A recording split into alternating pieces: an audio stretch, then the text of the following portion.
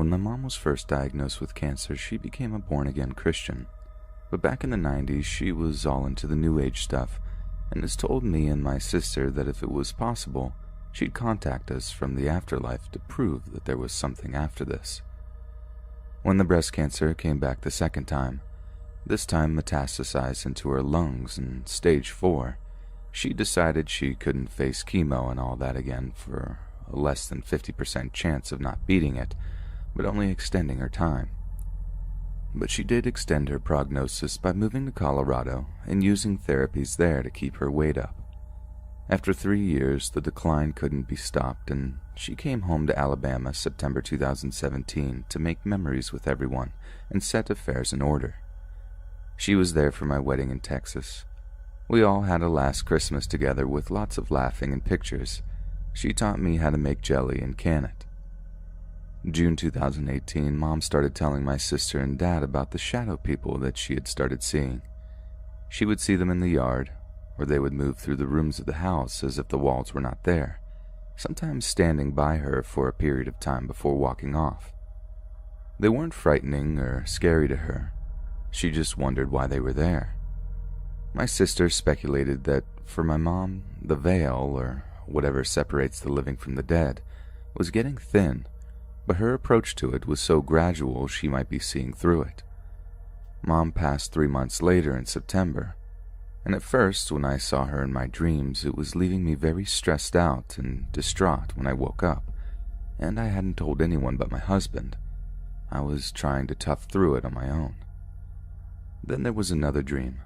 Mom sitting at the kitchen table, not talking, but just hanging out, and 2 of her sisters came over. My Aunt R was headed to sit at the table in the chair Mom was in, but right before reaching went, "Oops, can't take that one, B is there."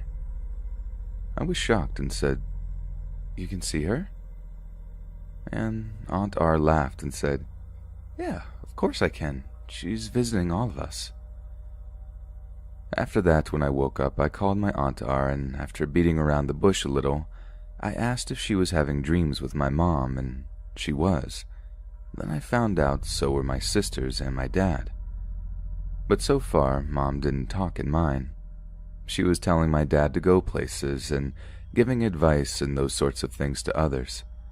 I became less stressed and saddened by her presence in my dreams. 2 months ago, Mom came to me in a dream and told me I needed to go see my grandmother, her mother, soon. She didn't say why, she just said I needed to and to do it soon, and soon was very pressed upon. Then this dream I called my oldest sister to tell her about it, and I started crying on the phone with her, which is what woke me up with tears still on my cheeks. So the first thing I do is complete the dream and call my sister and tell her about it so she can go visit Granny. It's not as easy for me living 1,000 miles away. Last month, my sister tells me Granny's mind is now slipping pretty regularly. For example, she went to 3 yard sales with my aunt and bought stuff at all 3. Then they went out to eat lunch, and someone mentions maybe they will see some more yard sales after lunch. Granny says, "Yeah, maybe we'll find one now. Ain't seen a single one all day." And she wasn't joking. These last 2 weeks, Granny started having breathing distress and was in the hospital for a week. Now she's been released to home hospice. I'm flying back this week. My mom only spoke up in my dreams to warn me, and it came true pretty fast. She always told us if she could bring us proof of the afterlife, she would, and to me, she has.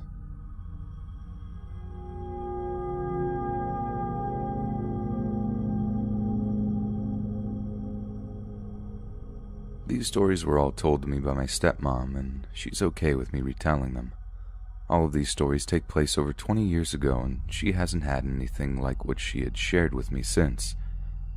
So back when my stepmom was a little girl, around 8 years old, she lived in Mexico with her parents and 5 other siblings. My stepmom is the eldest, and because of that, she shared her room with the babies of her family. One night, she explained how she was woken up randomly and saw these 2 little kids holding hands and standing right next to her bed.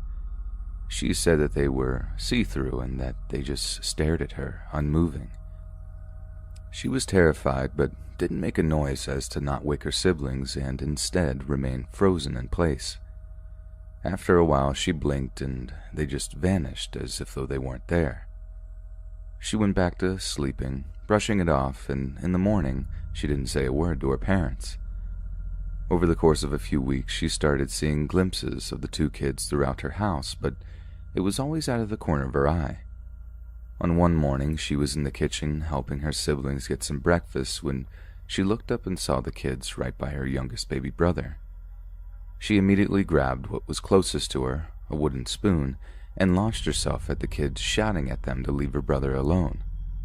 They disappeared, and her siblings were all confused as none of them had seen it.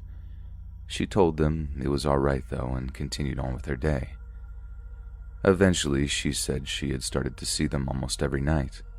She'd wake up from dreams she couldn't remember and see them staring down at her, their faces void of any emotion, but always holding hands. She tried telling them to go away and leave her family alone, and they'd disappear, only to come back at night. Eventually, one day, she saw them actually move and reach a hand out towards her mother.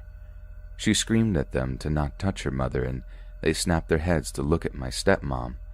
She stood her ground and told them to leave her mother alone, and they vanished again. Her mother quickly started asking her what the problem was, and she explained what she had been seeing. Her mother instantly freaked out and told her father what happened. As soon as he heard, they took my stepmom out of the house and to her aunt's. They didn't say anything, but that they'd bring her siblings with them and that they'd be staying with their aunt for a bit. My stepmom later learned that when her mother was pregnant with her, she had seen the same kids, and they had tried to touch her stomach, where my stepmom was still unborn. After her mother gave birth to my stepmom, she stopped seeing them. So when my stepmom told her mother how she had been seeing these kids, she freaked out. They ended up calling for a priest and eventually moved out of that house. Just a couple of years later, they moved to the United States and everything was fine. My stepmom explained how she remembered occasionally seeing people wandering around looking lost, but that she could see through them. She ignored it, and after a few years she stopped seeing them. Fast forward quite a few years to when my stepmom was single and had her 3 kids, all still very young, babies and toddlers. She lived 2 houses down from her parents' house where some of her brothers were currently staying. During the time she lived, she always felt that someone was watching her, and she just felt this really angry atmosphere around her. She explained it like trying to relax, but stuck, being tense. She didn't live in that house long, and here's the reason why. On the last night she slept there, she woke up to something or someone pushing down on her chest. She kept trying to get up or throw her arms at whatever was pushing down on her, but her hands just kept hitting air. She struggled for a few minutes, just feeling this weight on her continuously pushing, until she suddenly was able to throw herself upright. She immediately got out of bed and grabbed her kids and ran down to her parents' house. She frantically knocked on the door until her brothers opened it up and let her in. They were worried and asked what was wrong. They had never seen my stepmom so scared before. She's the kind of person who won't hesitate to fight someone to protect people and doesn't take nonsense from anybody. She also helped raise her siblings, so they've always seen her so strong for them. She explained what happened and told them she refused to go back in that house. Her brothers led her to sit down, and she made sure her kids were all right, and that's when one of her brothers noticed that she had this huge bruise on her chest. She went to the bathroom to look in the mirror, and sure enough, there was this large bruise that looked like misshapen hands. She spent the night with her kids, and in the morning, she explained to her parents what happened. She still refused to go back to the house, and her brothers ended up moving everything out of the house for her. She moved somewhere else, and to this day, she still hasn't set foot anywhere near the house and refuses to get close.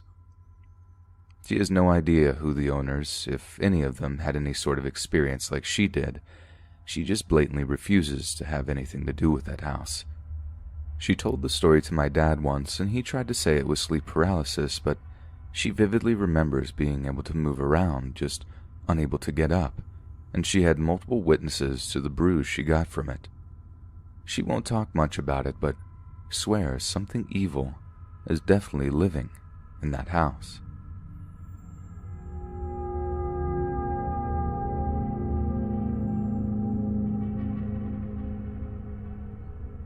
This took place when I was in college, so in my early 20s.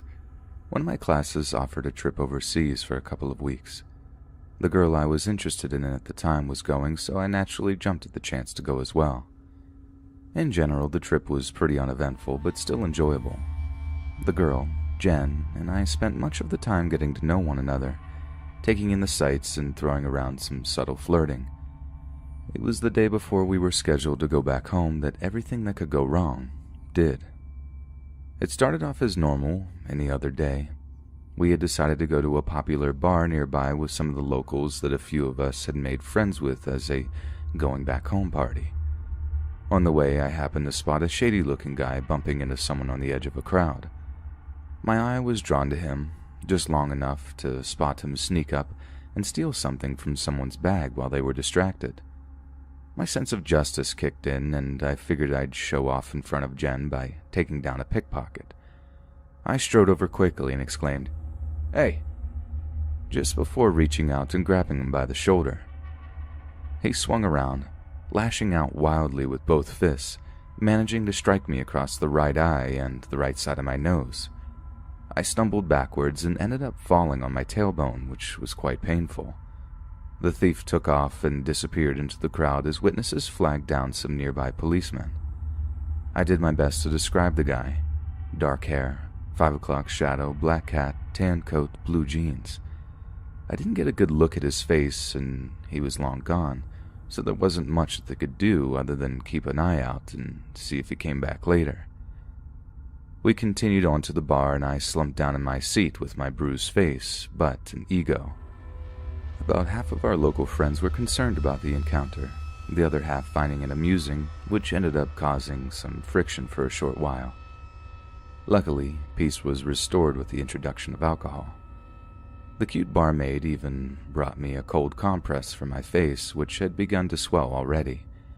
I tried my best to keep the chemistry going with Jen, and the situation seemed to improve with every shot we took, so we kept taking them. Eventually, I realized that I was starving, so I ordered a dish that was the local take on nachos. In my drunken state, I claimed that it was probably the best thing that I've ever tasted. It had some kind of spice meat that wasn't beef and was loaded with onions, which I love. I offered some to Jen, but she looked repulsed, saying she hated how strong the onion smell was. I decided that it would be super funny if I asked if my breath was bad, then exhaled in her face. She covered her mouth and nose while pushing herself away from me, saying that she needed to use the restroom before leaving. I just shrugged it off and kept eating. After a while, I noticed that she hadn't come back yet. I started to feel anxious, so I said that I was going to the restroom. On the way, I spotted her sitting in another booth and smiling. My heart sank as I saw 3 guys who looked to be in their early to mid-20s sitting with her, one of them with his arm around her shoulders, the other 2 sitting opposite from them. I felt hot under the collar as I walked up and just stood next to them. It took a little under a minute for her to notice me, looking surprised before saying, "Oh, Kyle. These guys are Creep 1, 2, and 3. They're musicians," she gushed, and my stomach turned. Jen, can I talk to you for a minute?" I asked. She opened her mouth for a fraction of a second, but Creep 1 pulled her closer and said, "Hey, come on, don't go. We can talk here." Jen looked a little unsure. Is it important?" she inquired. "It's about Judy." Our safe phrase for getting out of bad situations. Jen looked concerned, but Creep 1 butted in again. "Well, I'll tell you what. You can take Judy to the hospital or wherever she needs to go, and we'll make sure this little miss gets home safe," he said while giving Jen a slight shake. It sounded as if this idiot couldn't even remember her name. I was a bit relieved when Jen was able to shrug his arm off while she shook her head, but it was short-lived. Wait. Is Judy here?" she asked while looking up at me and lowering her hands to touch the table she was sitting at.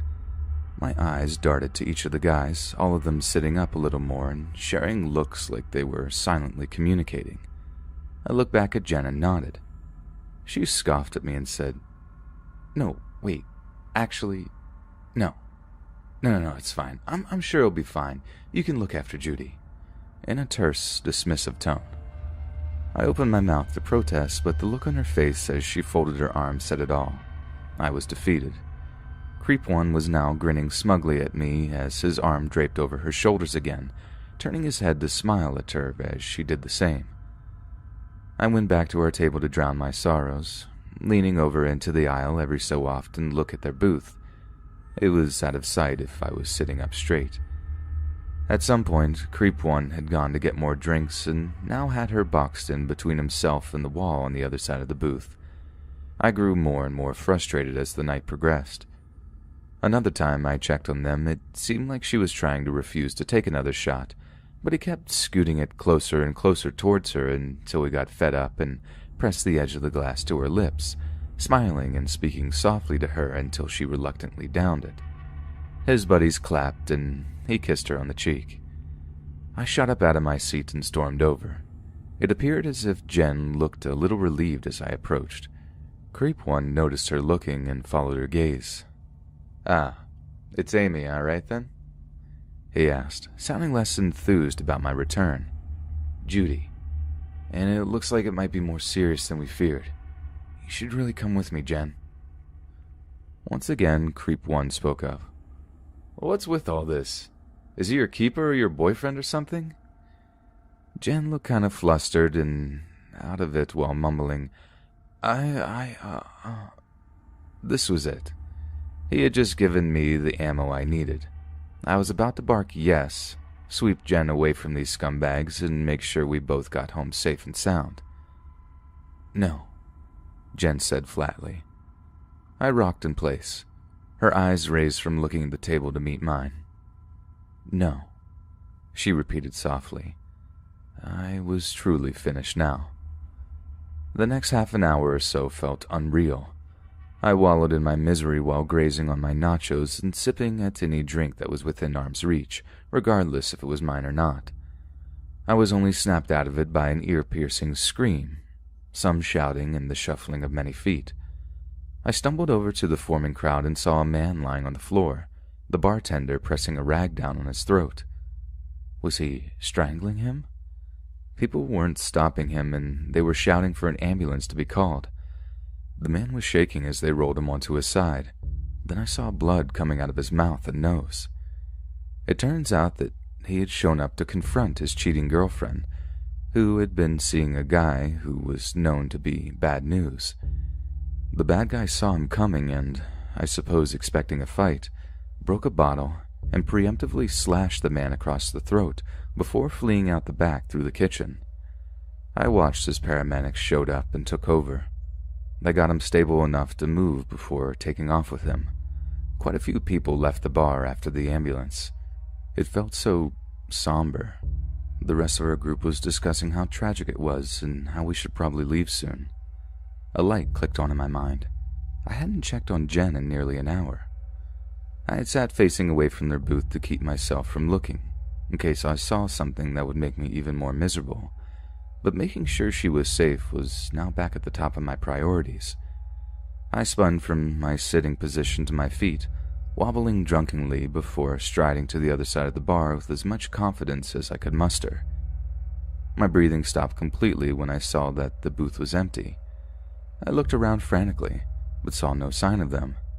I checked the bathrooms, both male and female. As I came out, I asked a nearby waiter if he had saw where the people from that booth went.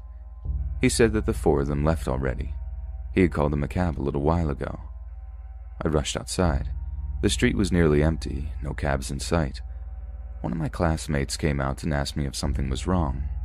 I told her everything, saying that we should call the police or try to track Jen's phone somehow or something. I was panicking hard and my breath was coming in short, rapid gasps. She took me back inside, sat me down, and we all discussed it. They were all pretty much under the consensus that she just went home with a local guy and we'd be back in the morning. If not, we would file a report. I straight up told them that they had all lost their minds. Jen could be on her way to a ton of terrible things, like human trafficking or organ harvesting, and their plan was to wait and see. They accused me of being overly dramatic and too drunk to think clearly. I left the booth to go sit at the bar. I stayed there, helplessly perched on a stool for a while before the group told me that they were heading out and asked if I wanted to ride with them. I refused, saying that I would call a cab or something when the bar was about to close. I was staring down at the bar, my head in my hands and on the verge of tears when I saw a drink slide into view. I looked up and saw the cute barmaid with a sympathetic smile on her face. She glanced from side to side, I guess to make sure her boss wasn't watching, and murmured, "It's on the house." I smiled weakly as I drew it closer and sipped on the straw a little. "It was horrible, wasn't it? What happened?" she said while staring at the part of the floor where the man had been lying after he was attacked. I nodded silently, my mind still on Jen. I get off in about an hour. I feel a lot safer if I had someone to walk me home. It's just a few blocks from here," she continued. Even while that wasted, I could tell when a movie is to be made. I smiled and agreed, setting the rest of my drink aside, thinking that I should at least attempt to sober up as I could before attempting to get lucky. About 45 minutes later, she came back to me and said that she was just going to get her stuff from her locker and to meet her at the front door. I used the restroom one more time before doing so, and we left together. She mostly talked about how seeing that man almost losing his life made her feel like she needed to live life more, be more outgoing and try new things. I mostly tried to walk straight and keep from burping obnoxiously, the nachos from before giving me heartburn and indigestion. We were a couple of blocks away from the bar when we rounded a corner and I was suddenly jerked into a dark alleyway by my arm. I came face to face with scruffy facial hair, not quite a beard, a knit cap and a turtleneck. He was holding a knife close to my chest. "Give me what you got," he demanded, then pointed the knife at the barmaid. "You too." She looked shocked for a moment, then took off. Lucky me. He slugged me in the stomach. I panicked, thinking I had just been stabbed, but thankfully it just punched me. Unfortunately, that was the only motivation needed for the bar nachos and all the alcohol I had consumed that night to come spewing out of my body. The mugger, and his friend that I was just now noticing, made sounds of disgust as they danced away from the puddle of vomit forming under me. It burned coming up and made it difficult to breathe. I seriously felt like I would pass out at one point as I would try to inhale, only to have another wave of puke surge from my mouth. They took this opportunity to rifle through my jacket and pockets as I fruitlessly tried to bat them away. They got my keys, which I didn't need at the time, but it was still aggravating, my phone and my wallet. I had luckily left my passport with my stuff at the place I was staying. I received a few insults as well as a couple of more kicks to the stomach and ribs from them before they departed. A perfect way to end this night, I thought to myself while getting to my feet, wiping my vomit-covered hands with a newspaper I picked up from the ground before making my way to a nearby payphone. I called a cab. I had some loose change in my pockets from the phone. I kept coughing and clearing my throat as it burned. My face and sides and lower back all ached and/or throbbed. I just wanted today to be over and to skip ahead to when I wouldn't feel like complete and utter garbage. I'd have my stuff back and Jen would be safe. The cab took me to where my friend and I were staying, this little shop that a kind elderly couple owned and would rent out the place above it to people visiting. I couldn't pay, of course, so the driver followed me upstairs where I asked my friend to spot me the fare. I obliged and said I would pay him back when I could. I couldn't even be bothered to call and have my cards canceled. I just wanted to pass out and forget this nightmarish day. I laid in bed, drifting on the edge of sleep before a cramp rippled through my stomach. I groaned and clutched my abdomen before rushing to the bathroom and having the worst case of the runs I'd ever had before or since. To top it all off, my nose started bleeding again during this, so I had to twist up a square of toilet paper and shove it up my hemorrhaging nostril. Sleep finally took me over after I got back into bed, and I'd never been more grateful. I awoke the next morning and just laid in bed, dreading what new horrors would befall me as I recovered from the previous ones. After a few minutes, I realized that I didn't even have the slightest bit of a hangover. I rolled out of bed to use my bathroom, only to stop in front of the mirror. There was no evidence that my face had been double-punched yesterday. Hope welled up inside of me as I did a quick search of my possessions. Wallet, keys, and phone, all accounted for. Impossible, I thought. I mean, I've had dreams every so often of very brief, fleeting moments, but they were always just little snippets of time of very mundane things. Stuff like segments of a conversation while riding in a car with friends, or staring down at my ketchup-covered fries while overhearing a conversation at another table. It had never been an entire day, and I certainly didn't live those dreams before they came to pass. You're not supposed to be able to feel pain during a dream, and I felt quite a bit of pain. I decided that there was nothing to do but roll with it. I got a free do-over, I guess. I wasn't going to complain about the terrible day I just had. The smallest details would come to me right before they happened. I found myself muttering other people's lines under my breath before they said them, like I was watching a movie that I had completely memorized. It was surreal. I could remember everything I did in response and would try to reenact my part for the day, up until the moment when I saw the pickpocket. At first I thought I'd just ignore him, but that was a no-go on my moral compass. Plan B was to just call him out, but keep my distance. I didn't want to get punched again. I don't know if I'm stupid or just stubborn, but I wanted to nail this guy for what he was doing and what he had done to me. I opted for walking up behind him quickly and tugging the collar on his jacket down the middle of his back, keeping his arms from reaching up past a certain point. I yanked him back so he fell before restraining him with his jacket with one hand and my other hand on the back of his neck, keeping him from struggling free as he flailed and yelled at me. I shouted for police, knowing that they were already in the area, and they showed up in seconds. He was still struggling, shouting and swearing as I told them that I saw him stealing and he was searched, turning up at least half a dozen wallets and other personal items that were clearly not all his. They cuffed him and thanked me as they dragged him away.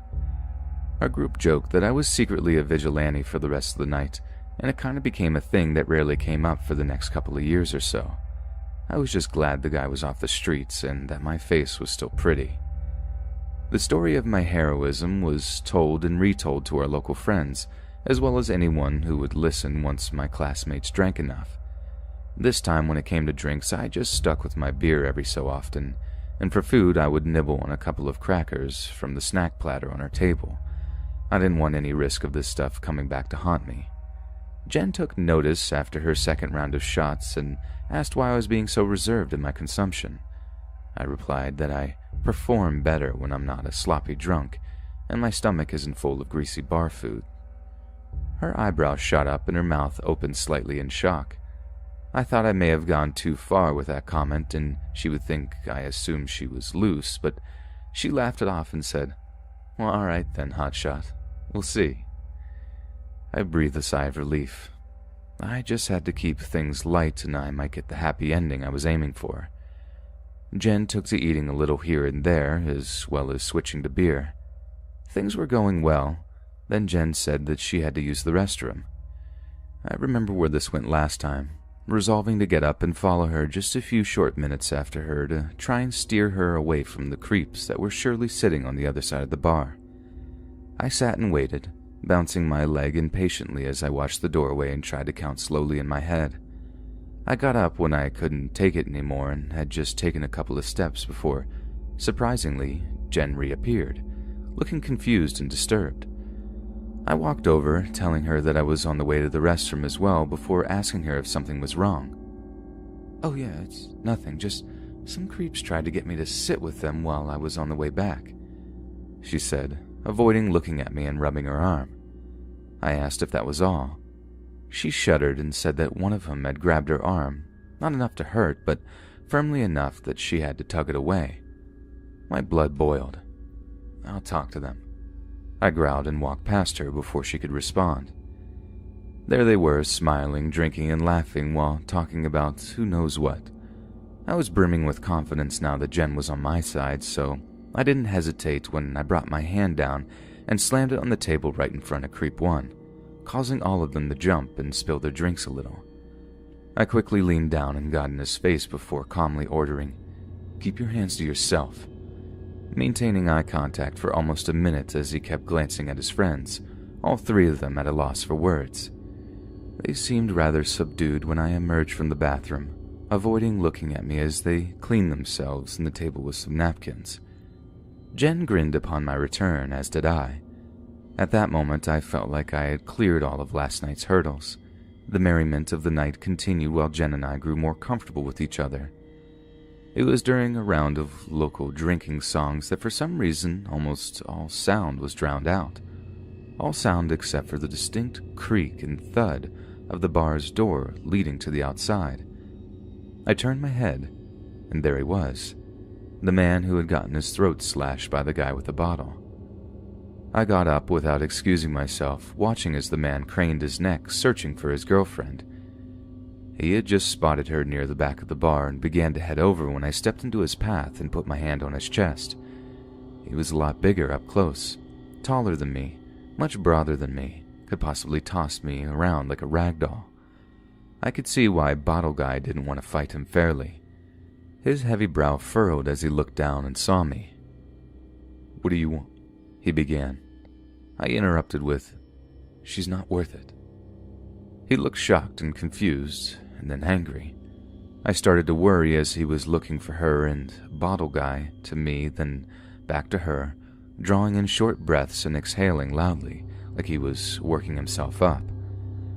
I stood my ground until his expression changed to hurt and heartache, clenching his jaw and swallowing before he looked back to me and just nodded stiffly. He slowly turned and left the bar with his head hung low. I felt rather sorry for him, but it was better than the alternative. Jen questioned me upon my return, but I simply replied, "I had to stop a fight." I thought that it would be smooth sailing for the rest of the night, but there was one last little bump. As our group was getting ready to leave, I noticed the three creeps looking over frequently. As I helped Jen out of the booth, she stumbled a bit and leaned on me for support while laughing at her clumsiness. Shortly after she regained her balance, I felt someone slip past me, and then I saw Creep 2 take her by the arm. "Thanks, mate. We'll make sure she gets home," he said before trying to lead her towards Creep 1 and 3, who were standing in the doorway leading to the other side of the bar. Jen looked shocked but still managed to yank her arm out of his grasp, causing him to look shocked as well. "What are you talking about?" she snapped. His confused look flashed the frustration, then settled into a smile as he said, "Come on, hon. You're mad. We were just making sure you get home safe." Jen glared. "I'm fine, thank you very much." She spat back at him. His eyes narrowed, but before he could address her again, I stepped in the way. I was a little taller than the guy, not quite as muscular, but our group of friends was still milling about around us, only a couple of them taking notice of the situation. "Look, just let us take the girl. You don't want this fight, friend," Creep 2 said in a low, menacing tone, his two buddies stepping closer. I gave him a flat, emotionless smile. "Fight?" I asked loudly, causing the rest of our group to stop talking, and I felt them gather behind me. "What fight, friend?" I asked, watching him shrink back slowly as he was confronted by about 16 people. He and his friends were severely outnumbered, as well as a couple of the locals we knew were big, burly dock workers, so they naturally backed down. They seethed and muttered obscenities that I only caught a few of as they retreated back to the other side of the bar. I asked other local pals to keep them occupied for a few minutes while we were all outside and filling into cabs. I was later told that the creeps were in a bit of a hurry to get to a cab, as the one Jen and I were in was taking off, and then shouting about being illegally detained once we were around the corner. But we were pretty much home free at that point. I guess their last-ditch effort was to follow and possibly jump us when we got out of the cab. Idiots.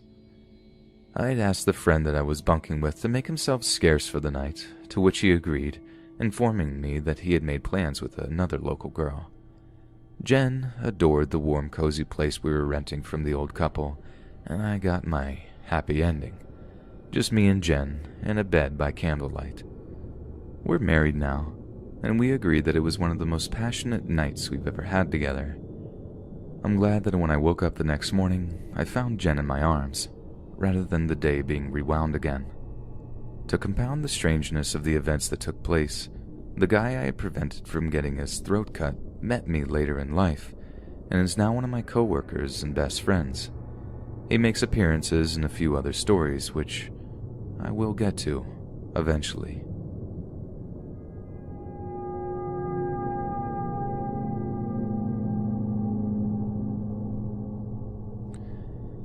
I'm an 18-year-old female who now lives with my fiancé. When we first started dating, he had just moved to Maryland from Seattle, so his house was new to him. A week after we started seeing each other, he told me he heard tapping on his bedroom wall. It seemed to happen at least once a week. He would report hearing footsteps in the hallway or more tapping on the wall. Once I started sleeping over at his place, the activity increased. It started with hearing footsteps out in the hallway. Just to get an idea of how disturbing this is, the hallway outside of his room is tile, and we would hear the sound of bare feet slapping on the tile when we knew no one else was in the house. Late one night, I had gone to the bathroom, which was down the hall. I didn't bother to turn the hall light on, so I didn't find it strange when I saw a large black shadow in front of the laundry room.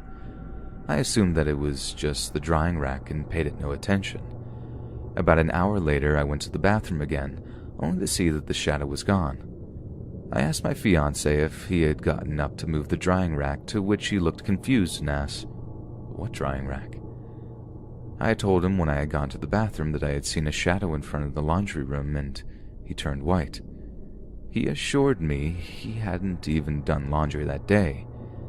This shadow figure prompted me to look up my fiancé's address on the website diedinhouse.com.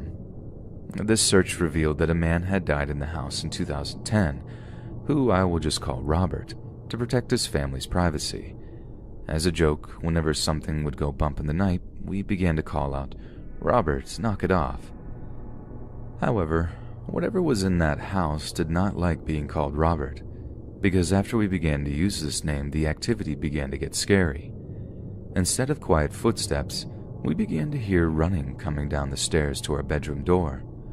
Doors to closets began to open, lights would turn on by themselves, and my fiancé's dog began to growl at night.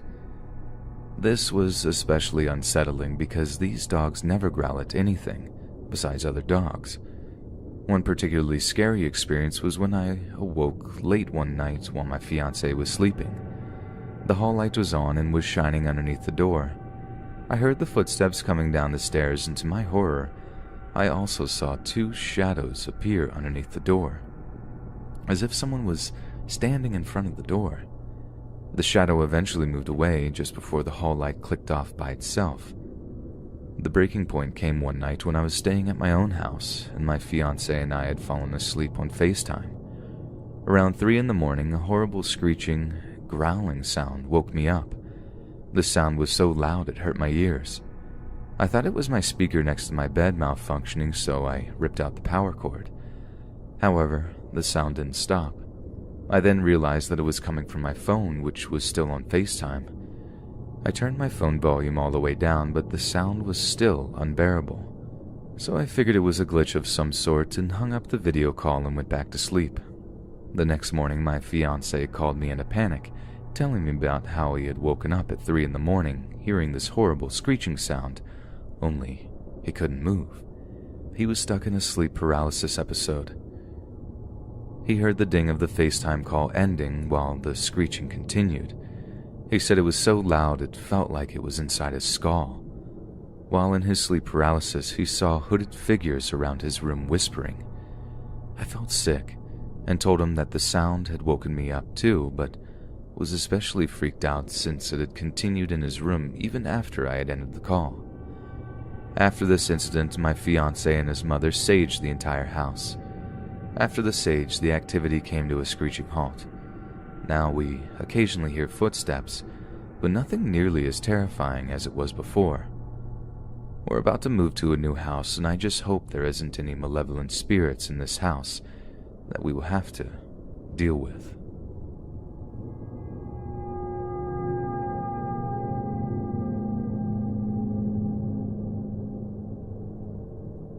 When I had first moved into my medium-sized home, everything had seemed so calm and peaceful. My family as well as our animals seemed to like it.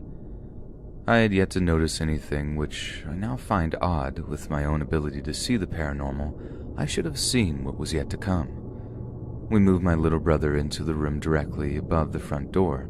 He was happy to have such a big room.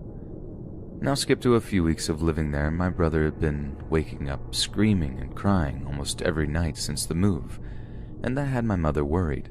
But seeing the look on her face, I felt she knew something I didn't.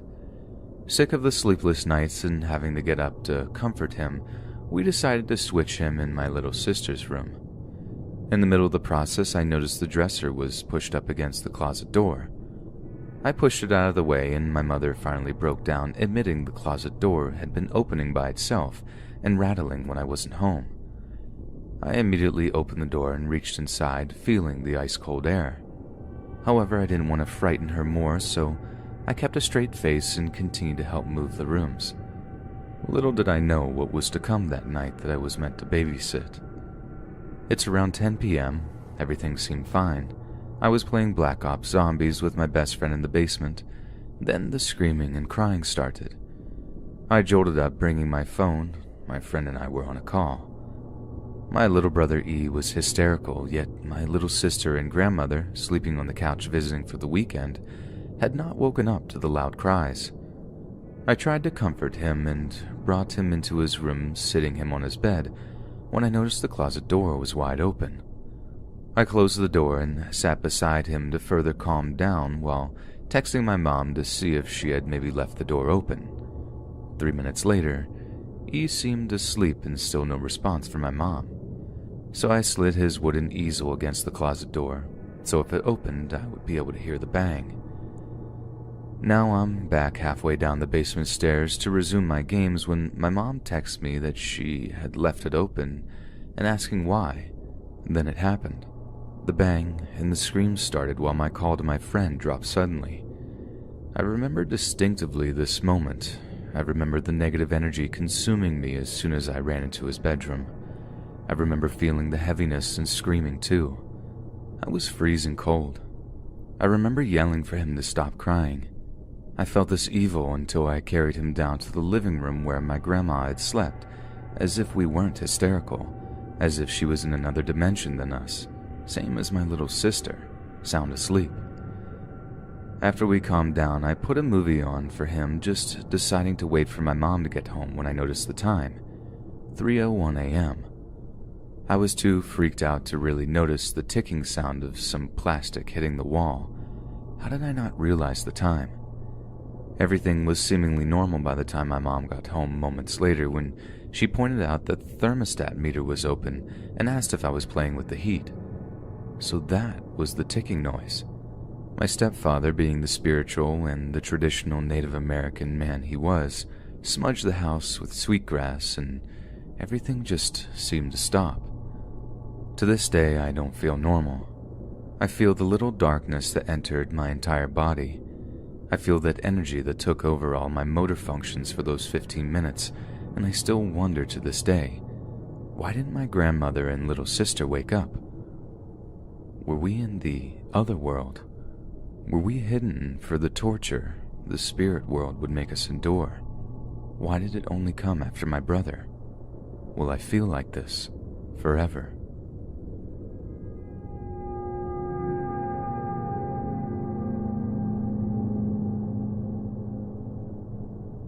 I do believe in the paranormal, considering that I've had a little experience with it throughout my childhood. Most of them have been harmless, which I can post about later, but these two experiences were different. I'm not sure how to explain them. Now, the first encounter happened to me about 5 years ago when I was in high school. Now, I'd like to say that I've never experienced sleep paralysis in my life. I do have depression and anxiety, but not so severe to cause this. We were in a new house that we moved into about a year prior to this experience. The house isn't very old, and nothing really was creepy about it, so I never considered something paranormal could happen here. But one night when I was sleeping a dreamless sleep, I suddenly couldn't breathe. Still asleep, I could feel pressure on my neck and was gasping for air. I finally was choked into waking up, sitting up straight and grabbing my phone to flash around the dark room to see if someone had broken in. I was alone. I was still gasping for air when I pointed the light at the foot of my bed, and that's when I saw it. It was a small creature, maybe about 3 feet tall, with grayish, slimy skin. It was scrawny, and its face was round, but it had no eyes, only a mouth with sharp teeth. It was creepily moving under my bed as it hissed at me and disappeared. I sat in absolute shock, still trying to breathe. Let's just say I couldn't sleep that night. I called my boyfriend at the time, having a panic attack and still struggling to catch my breath. I'm not sure what that was, and thankfully I hadn't seen it since. I knew that it wasn't a dream because I sat up and had my phone on. I was fully aware of what had happened. I also realized that my blanket or anything else couldn't have choked me since it was at the far end of my bed. I have read once that when people feel like they are falling in a dream, it's because a demon is choking you, and that's why you jolt awake. But I didn't have that falling feeling, which I do experience a lot. This was different. I was so full of fear. What if I hadn't woken up? Has anyone else experienced this before, or at least known what this is? My second experience happened a couple of weeks ago. I'm home from college for the summer and I'm staying with my parents. This is still the same house that my last experience had occurred in. Again, this takes place in my room when I was sleeping. It was roughly around 1 a.m. when in my dreams I got this intense pain in my stomach, like I was going to be sick and my insides would be ripped out. It was such a strong pain that it jolted me awake. I was still feeling sick, but I also got this intense feeling of dread. I rolled over and looked at the ceiling. I froze. There was this dark gray blotch on my ceiling that almost looked like TV static, and in the dead center was a face, the eyes dark, small, and hollow, with what I can only describe as a Jack the Pumpkin King grin. It was close to me, and then slowly retracted back into the ceiling. I grabbed my phone and shone the light upwards. Nothing. I was in a trance for what seemed like an hour, but could only be a couple of seconds. Then I felt a buzz from my phone. It was from my ex, who I was not on great terms with at all. I've been trying to avoid this abusive guy, but I guess I had unblocked him at some point. He asked if I was up. Since I still had the sick and dreadful feeling, and due to the fact that I'm trying to trust my gut more, I asked him if everything was okay. He did have some drinking issues, and I still care about people that don't really care about me. Then, to my horror, he said he was outside my house and wanted me to come outside to take a ride and talk. No. I knew this guy, and if I ticked him off enough, he'll get violent. I wasn't getting in the car with him, and since I still felt this overwhelming pain in my stomach, I told him to buzz off. He eventually left, and I couldn't sleep for a long time. I just felt like I was being watched, and also the sick feeling didn't go away for hours. I would have passed this as my body's instincts telling me that there was danger around, but the face in my ceiling makes me think otherwise. I haven't experienced this since then, but then again I haven't spoken to my ex pretty much either. I'm not sure what is going on, and I'm terrified since they have actually caused some sort of harm to me. I just want answers, and if someone knows what these beings are or have a similar experience, please let me know. I'm just scared that these things will come back and finish what they started.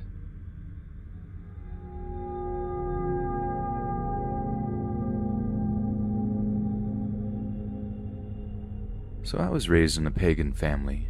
We believe in spirits and ghosts, but we also believe that there are different kinds that come to bring messages or omens. If you don't get the messages the first time, it's likely they will keep coming back until you do. But that wasn't the case in this story. The message wasn't heeded and they never came back. The following is a true story from my mom who encountered wanderers. Back in the 80s, before I was even a thought in my mom's head, she was around 14 years old. She would hang with the kids in her neighborhood, and they had all formed a very close-knit group over the years. The day Wanderers appeared was much like any other. My mom had hung out with her friends, eaten dinner, showered, and gone to bed. She was sleeping soundly when there was a knock at the front door. She was annoyed, having been woken up at 4 a.m. She laid in bed, not wanting to get up and hoping that whoever was at the door would go away. That didn't happen. 10 minutes later, the knocking still persisted. My mom groggily went to the front door and opened it to see the most bizarre sight. A man and woman in a wedding attire stood in front of the door while a car, boasting a sign with the words, "Just Married," was parked in front of our family's locked gate. Yeah?" my mom said. The woman spoke first. "David needs you." The woman promptly pointed at my mom's friend's house, who lived just across the street. Okay, I'll be sure to check on him in the morning." My mom went to close the door before the man interjected sharply, "He needs you now." My mom stared at the couple blankly before asking them why, but the only thing that they would say is that David needs her. He needs her now. Over and over again. Finally, she caved in and said, "Okay, I'll get my shoes and I'll head over." The couple stared at her as if waiting for her to get her shoes. "Do you need something else?" she asked. "You will go to him?" the woman asked. "Yes, I'll go to him," my mom replied. With that, the couple looked at each other and turned around to walk away. My mom closed and locked the door, then quickly looked out the window to make sure the two strange people were in fact leaving. It had only been a few seconds between her closing the door and her looking out the window, but the couple in their car was gone. She was confused how they'd gotten into the yard with the gate locked, gotten out so quickly, and why she hadn't heard their car start or drive away. But these were questions she could ponder later in the morning, because right now she was tired and needed to go back to sleep. So that's what she did. She went back to her room and crawled into bed. Around 7:30 a.m., my grandmother went into my mom's bedroom and woke her up. The look on my grandmother's face was pained as she stroked my mom's hair. "Baby," she said, not really knowing how to say it. "Your friend David, he's dead." My mom was distraught because David was one of her best friends. His house was where all the children in the neighborhood would go after school. His mom would let them listen to loud music and play games. She had just seen him the day before. How could he be dead? Early that morning, David's mother went to wake her son up for breakfast. It was a Saturday. He was going to eat, shower, and hang with his friends, but when she walked into his room, she instead found her son's dead body. The police ruled that it was self-inflicted. However, no one believed it because of the circumstances he was found in, and the fact that David was always the happiest kid without a care in the world. He would talk about his future in dreams so passionately. His personality was said to be electric. David was found naked, with a bag over his head and a belt that didn't belong to him tightened around his neck. His hands were tied behind his back and his bedroom window was open. The Wanderer's message made sense only after it was too late. My mom never forgot that morning. She never stopped blaming herself for her friend's death. Strangely, after that, the kids in the neighborhood would still go to David's house after his death. They loved his mom, and having them there helped her grief. For the first 2 weeks after his death, David's favorite song would echo throughout the house, but no one could ever find the source of where it was coming from. His mom sold the house shortly after and moved. My mom never saw the Wanderers again.